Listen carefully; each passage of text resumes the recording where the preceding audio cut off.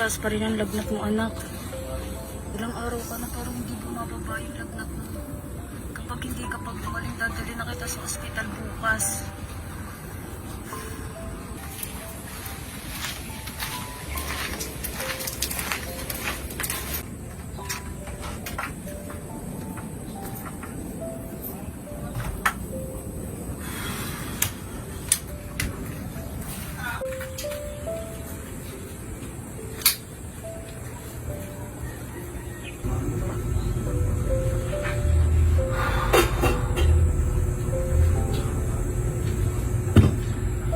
Anong balita?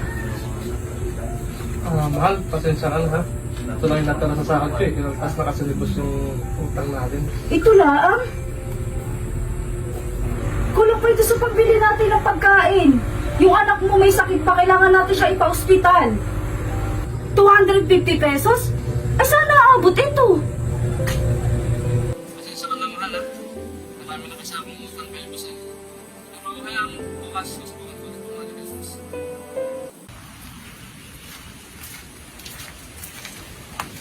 Tao! Tao! Tao! Oh, ayun si Mr. Choi. Anong gagawin natin, Dayan?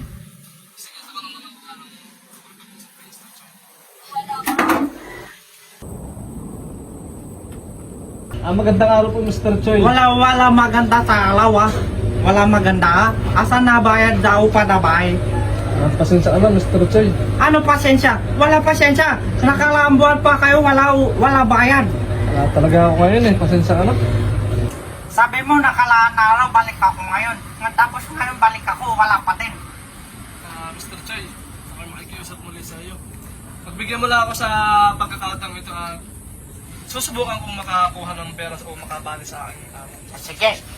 Tapos balik ako dito, dalala ako pulis ha. Pauli na kita, pakulong kita sa pulis ha.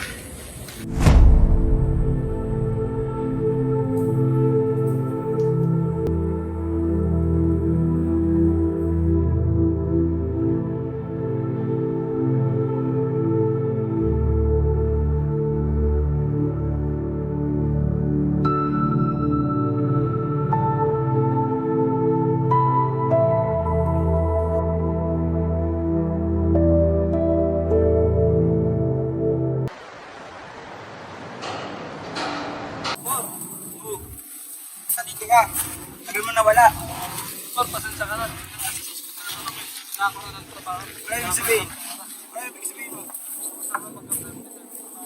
Tanggal na ako ng mga tao at kasama ko sa natanggal. Eh, magkaroon ka ng trabaho. Wala akong kwenta. Ayaw, hindi na.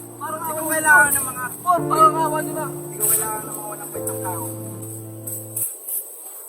Hello, mahal. Ano mo na bahala sa anak natin ha? Gagawin ko lahat para sa inyo. Ano mo na bahala tapos ganun sa akin.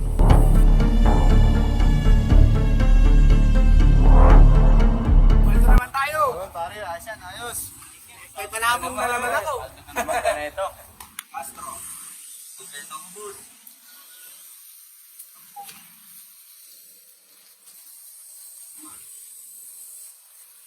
Kayo ingat.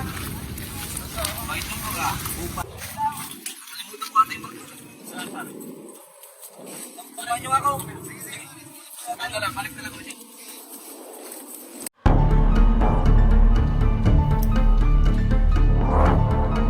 Ito lang? 250 pesos? Ay sana aabot ito. Sige, sige. Tapos balik ako dito, dalala ako pulis ha. Pauli na kita, pakulong kita sa pulis ha.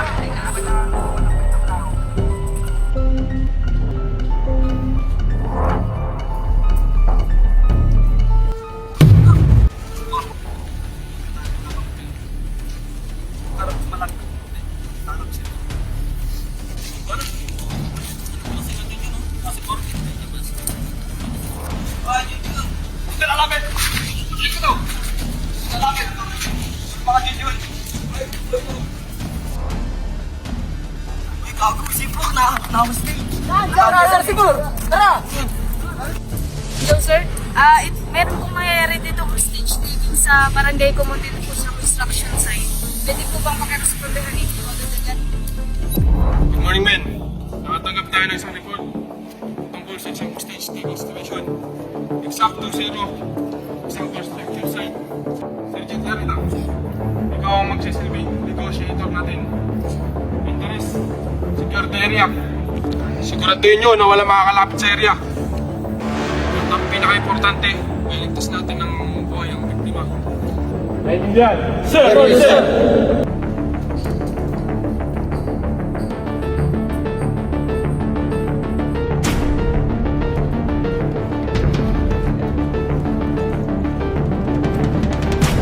Boss, pwede naman natin pag-usapan to. Ano bang problema mo?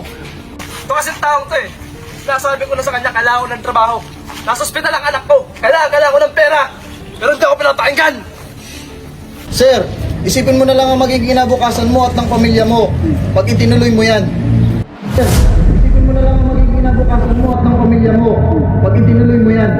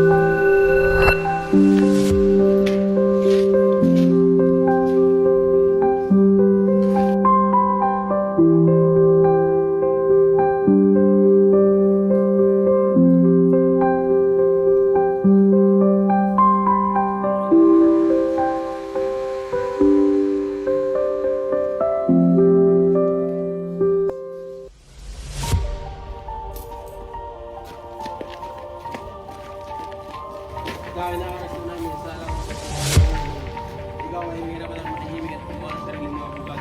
Hindi mo kaya ipagkakaroon. Hindi niya